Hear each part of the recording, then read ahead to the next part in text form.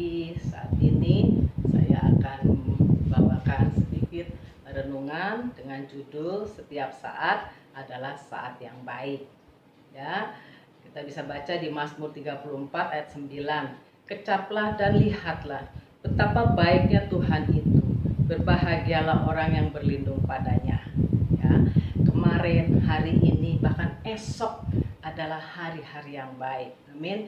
Nggak ada hari yang buruk. Semua hari bagi Tuhan adalah baik. Ya, jadi setiap anak-anak Tuhan boleh menghargai bahwa hari-hari, setiap hari adalah baik.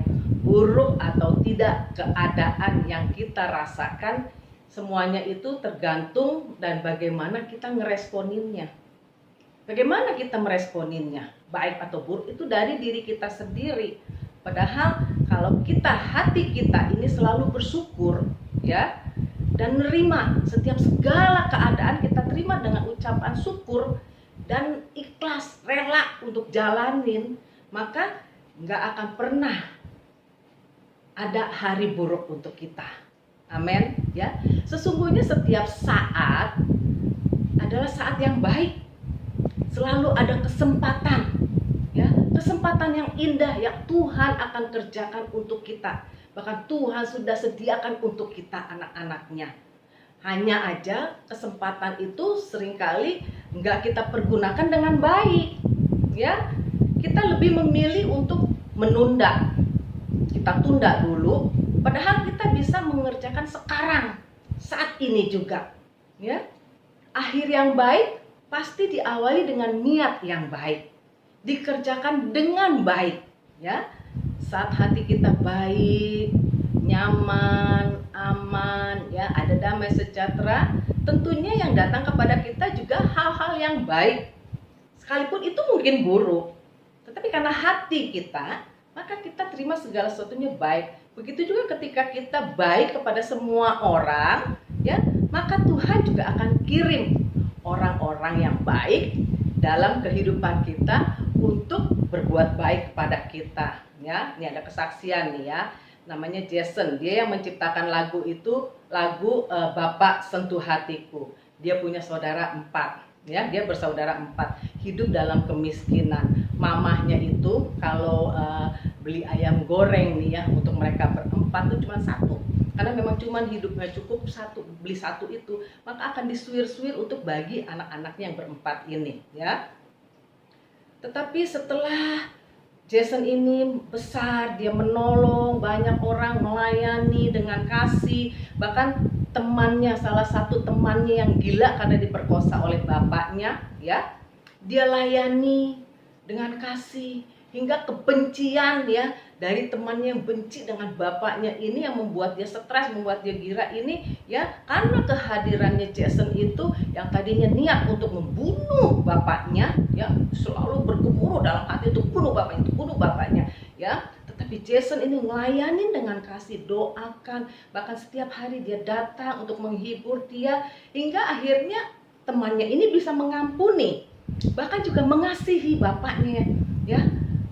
Maka terciptalah lagu itu, Bapa sentuh hatiku, ubah hidupku menjadi yang baru, ya. Itu tercipta sampai akhirnya jadi terkenal, kan. Nah, melalui pujian itu, lagu itu, maka Jason berhasil hingga dia bisa belikan orang tuanya rumah, belikan orang tuanya mobil. Bahkan sekarang lagu itu dinikmati semua orang, ya.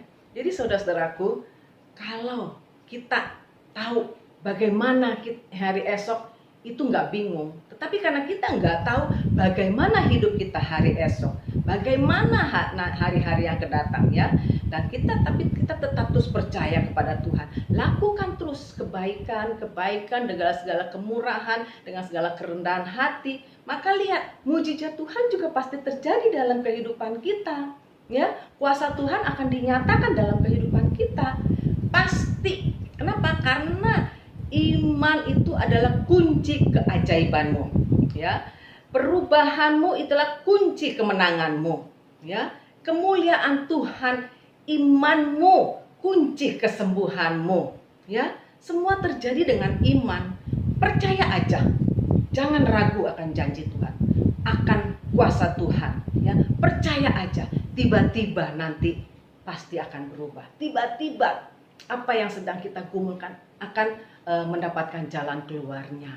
Bahkan tiba-tiba ada perubahan terjadi dalam kehidupan kita. Karena itu jangan rendah hati, ya. Jangan mutung karena keadaan.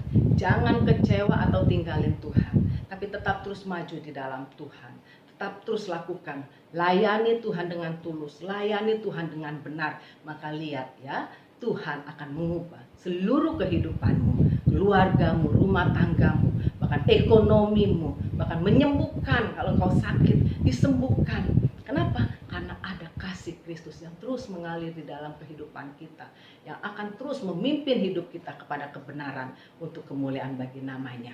Karena itu saudara, ayo semangat ya. Kalau Jason aja bisa dipakai Tuhan untuk menolong orang gila bisa menjadi sembuh, bahkan dari kebencian bisa menjadi mengampuni, bahkan mengasihi, bahkan juga melalui hidupnya dia bisa menjadi berkat akhirnya bagi keluarganya. Dengan apa? Dengan satu pujian yang akan menjadi berkat bagi kita semuanya. Ya, Tuhan yang akan mengubah hidup kita, Tuhan akan mengubah hati kita yang penuh dengan onak dan duri ini menjadi hati yang lembut, hati yang sungguh-sungguh memuliakan Tuhan, hati yang penuh dengan kasih untuk menjadi berkat bagi banyak orang. Tuhan Yesus memberkati.